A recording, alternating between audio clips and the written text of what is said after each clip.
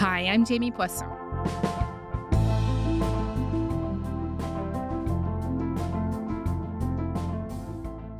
With the U.S. election just one day away, and a Canadian one that could really be called any minute now, we've spent a lot of time talking about one thing: polls.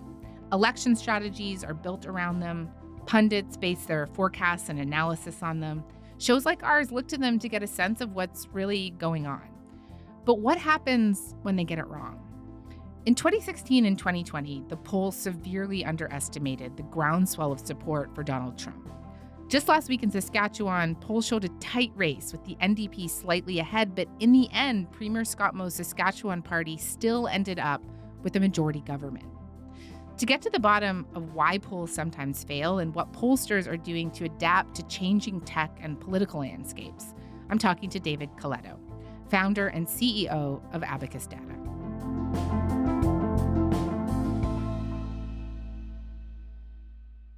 David, hey, it's always great to have you.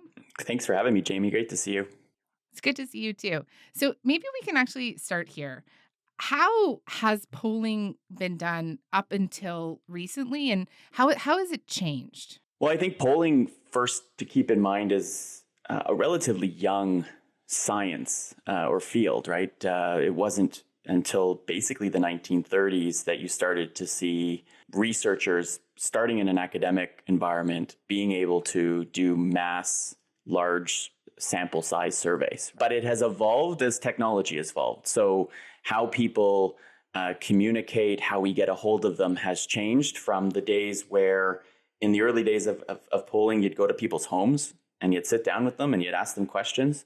And then as the telephone became universal, you called them. And the telephone is still universal. Everybody has one. In fact, everyone carries one around pretty much, but they don't answer them as much anymore. And if they do, they don't talk to us. So in the last 2 decades, we've moved towards mostly online research, and we recruit people through different methods online. But what has become, I think, very clear to me is that fewer and fewer people are easily accessible to conduct surveys. And I think fewer and fewer people are interested in answering them, which makes the accuracy of polling far more challenging. And we have seen a shift from it being very much a science where you could randomly survey, 1,000 people and it would be pretty accurate, to one where pollsters like me have to adjust, knowing that this is very much imperfect. I just have a quick logistical question. When you're trying to grab people online, like how are you sending them emails? How are you reaching them? Yeah, we're reaching them primarily by email, but these are not random emails. We cannot spam people. You can't generate random email addresses and then send out millions of them. So we have access to all pollsters have access to what we call panels. These are people who have indicated their willingness to participate in surveys. They're called sometimes opt-in panels, opt-in surveys, because people are opting in to conduct them. And so, for example, Abacus Data has access to about 500,000 Canadians that we can recruit from these different panels and find the right mix of people based on their demographics, where they live, in the case of our political surveys, sort of their political outlook, but they are coming in from these panels. And so if you were not a member of this panel and Abacus Data is doing an online survey, you were not going to be invited. You have to be a member of one. Does a certain kind of person agree to be part of that panel? And I ask this in part because, I know, I interviewed the Prime Minister last year. We were talking about how young people, the polling shows that young people are moving away from him in droves. And he made this comment to me that was like, first of all, how many of our young people are actually answering polls? Well, I don't think David Coletto at Abacus Data is talking to, landlines. I think he's talking to them. There's all sorts of questions, but the reality is polls, we were low. I'm not saying that that's his that was his best answer to that question. But does he have a point? Well, look, the thing that keeps me up at night as a researcher, as a pollster, are the people who we're talking to, who are answering our surveys, the same as people who don't. Because if they are fundamentally different, then we have a problem. So when the Prime Minister or others says that some subgroups of our population are not participating, are not able to be reached. There's some truth to that, which is why there's so much uncertainty around the US election today, because there's this notion, we'll talk about this, I know, Jamie, but the notion of, are there shy Trump voters? Are there certain types of demographics that just aren't reachable at the same rate or the same level as others, that makes these estimates inaccurate or missing something? And so I think, though, that right now, at least in the Canadian context, we have seen a lot of evidence that our methods still are reaching a representative sample of people, which is what we aim to do. David, when you say that there's been evidence that it's working, so give it to me. What do you think? When is it borne out recently? Well, look, there hasn't been a federal Canadian election which the polls have been, wrong, and which people point to. We can talk about Saskatchewan just last week, in which the polls, certainly missed estimating the popular vote. The last round of polls are indicating a very tight race, as the Saskatchewan NDP under Carla Beck seemed to have gained the momentum in the last days of this provincial campaign against Scott Moe and the Saskatchewan Party. If we look at the polling average, I have 48% for the Saskatchewan NDP and 47% for the Sask Party. CBC News is projecting the Saskatchewan Party will form its fifth straight majority government. The Saskatchewan Party elected in 32 seats, one more than is needed for a majority in that province. The NDP won 22. That's an improvement on the 14 the party had at dissolution. There have been other provincial elections that are clear misses, but for the most part, Canadian pollsters have been pretty good at being able to estimate how people are going to vote, how people are feeling about things. So I'm still really confident that we can do this, but we also have to recognize that these are imperfect tools. And if we believe that we are able to do a survey, and in a race like in the United States, or that could be in some jurisdictions in Canada that are incredibly close, then we have to also recognize that these things can't measure to that level of precision, that there's a margin of error for a reason. And we have to recognize that at some point, if it's so close, we just have to wait till the votes are counted, because we're not really going to get a good sense of it from the polling itself.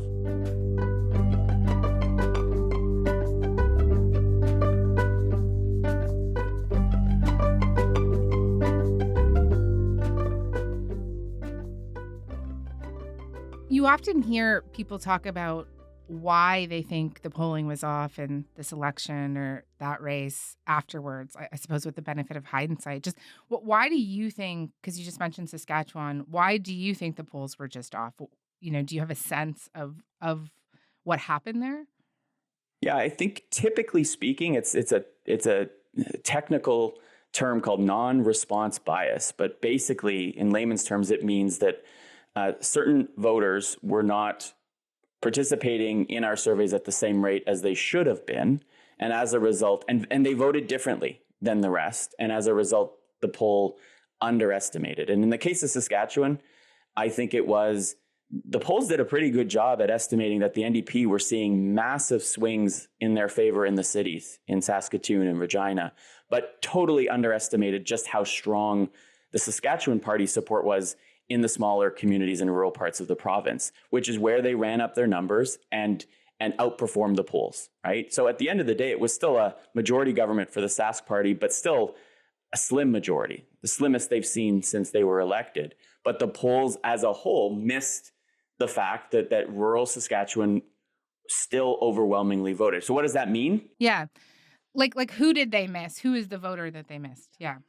They missed folks who live in small and rural communities who don't likely sign up for online panels or don't pick up the phone and tell people how they're feeling, right? And we see it in a lot of communities across the country. I think polls systematically do underrepresent conservative, small c conservative-oriented Canadians who maybe don't normally participate in politics, maybe just aren't interested in sharing their views. I don't think there were voters who were shy to admit they were voting for Scott Moe and the Sask Party, but we missed them. We weren't able to get them to participate, whether the surveys were done online or many of them were done by phone using automated telephone surveys. When you hear people talk about how the polls underestimated support for Trump in 2016 and then in 2020, is it for some of the same reasons here? I think it is. But different also, because one of the things we have to remember about American politics right now is we have historic levels of participation, right? The U.S., even in presidential elections, compared to Canada, typically has much lower participation, meaning fewer eligible voters actually participate in presidential elections in the past. What is unique about the Trump era is that he has engaged both his own supporters, people who may never have voted in elections, who may have looked at past Republican candidates or past presidential candidates and said, none of them are for me. Trump has spoken to many of those, and they've engaged and come out and vote. At the same time, the threat of Trump has also engaged, I think, some voters who are opposed to him to come out and vote that might not have normally done so. But in the Trump universe, I do think there is a group of people who, again, probably don't read a lot of news and probably wouldn't have ever voted because there wasn't a candidate who spoke to them. But these are also probably people who, again, won't answer a survey, won't join an online panel, won't pick up the phone and talk to a pollster for 20 minutes, right? The pollsters this time, I believe, have adjusted their methods to try to at least, if not reach those people more effectively, or at least weight them up. And that's a technical thing we do to make sure that they're picking them up in the survey. Can you explain that to me, this weighting? I've heard a lot of people talk about this in the last couple of weeks. Yeah, so pollsters make choices around how to make their samples more representative, or as representative as they can be. We know that it's harder to get young people to participate, that some people, depending on where they live or their background or their socioeconomic status, just are less likely to participate. And so what weighting basically does is it makes some groups in our survey worth more in terms of their responses than others. It's an adjustment, basically. And so in the case of the US, for example, back in 2016, one of the things that was identified as the pollsters perhaps missing some Trump voters is many didn't, particularly at state level polls, didn't weight by education, right? And your level of education, whether you went to college or university or not, became such a powerful predictor of whether you voted for Trump or Clinton that if you didn't do it, you were in a way biasing your surveys, right? And so that's an example. We do that. So when we do a national survey in Canada, we weight by age, gender, education, official language, and region on most surveys. And then for others, we might adjust for, some political variable, knowing that conservatives, for example, are less likely to answer our surveys.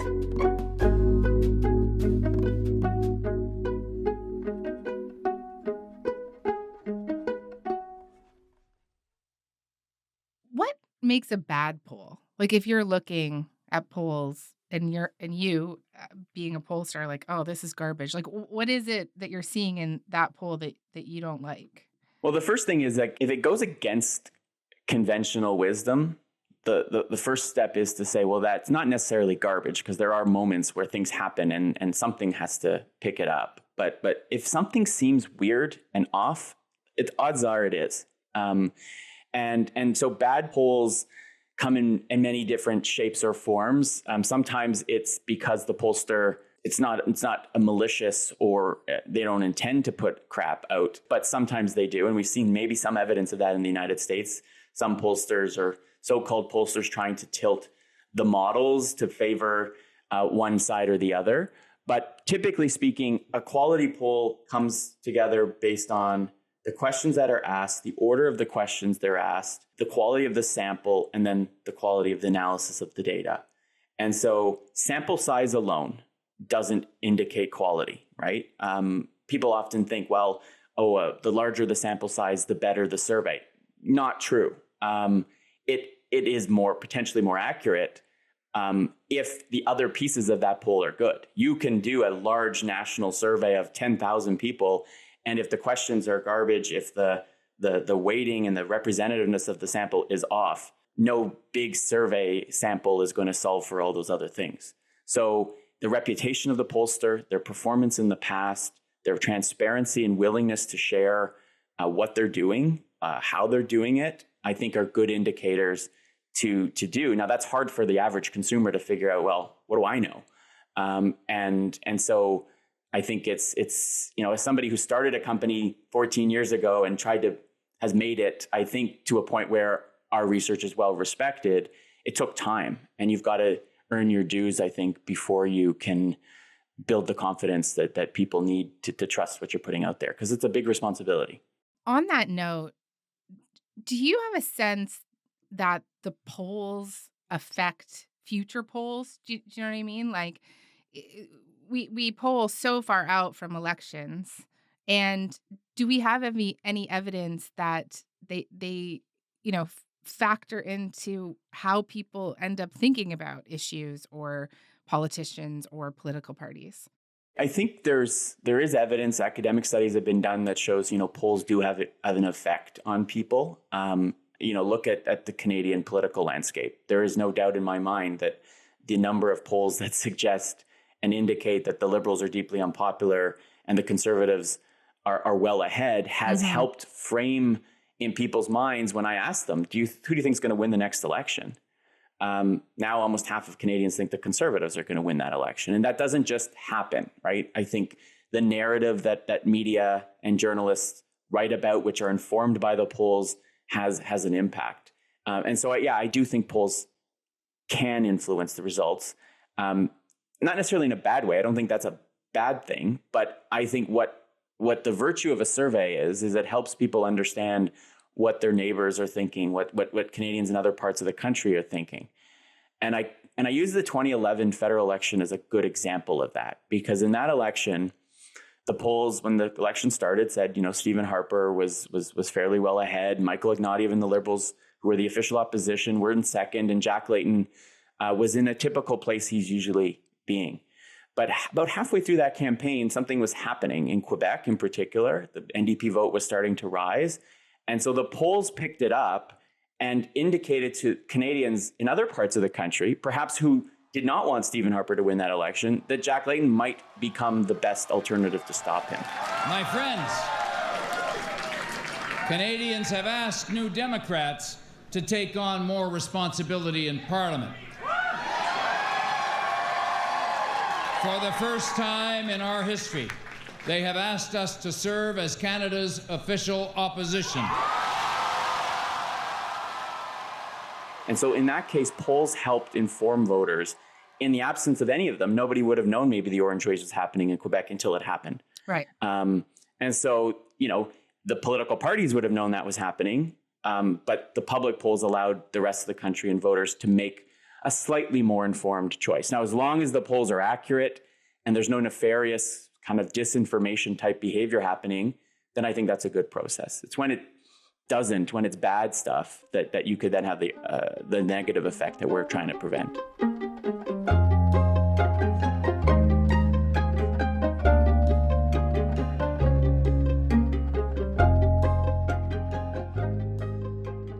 Just going back to the U.S. election, have we seen any of that happening in this election?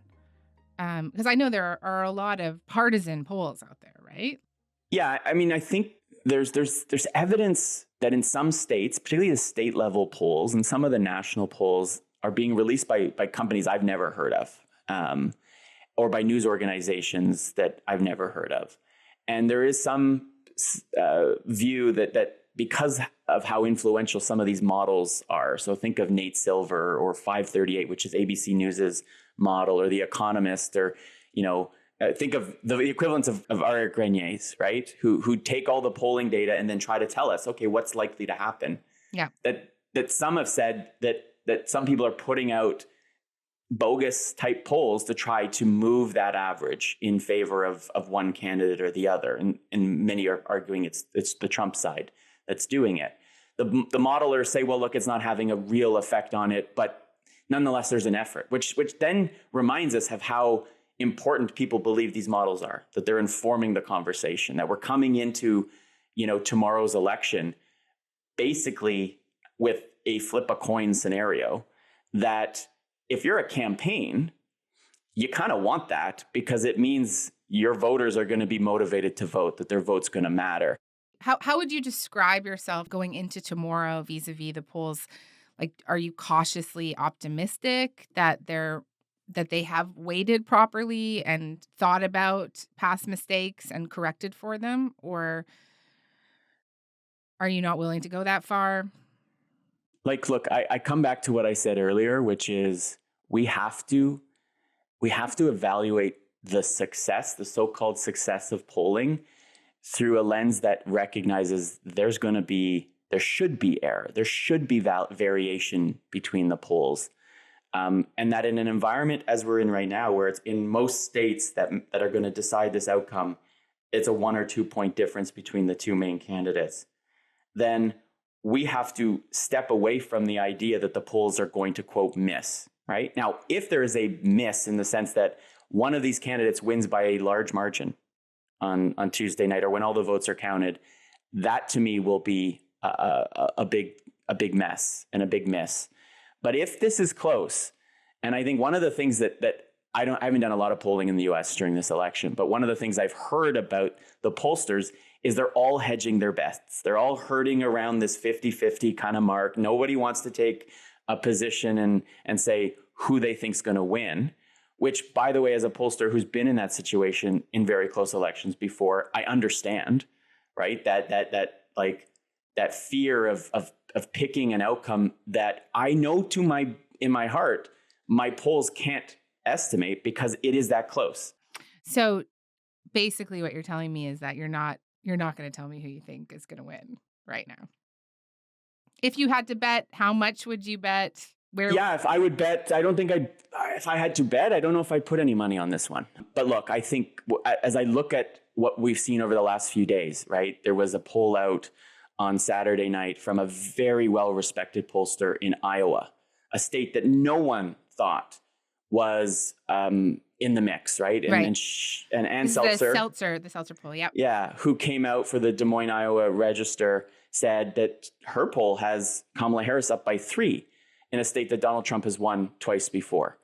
Now that's, again, a very courageous pollster who puts out a result that goes entirely against even a poll that came out earlier in the day that had Trump up by 10. Now, if that poll is right, then that means Kamala Harris should win the election. Even if she doesn't win Iowa, it means she's probably winning, as the poll suggested, college educated, white seniors, women in large margins that are going to put her over the top in many of these states. So, you know what? I'll say it. I have a feeling that Kamala Harris will win the election, but my confidence on that call is not very high. David, thank you, as always, for being here. It's a pleasure. My pleasure. Thanks, Jamie.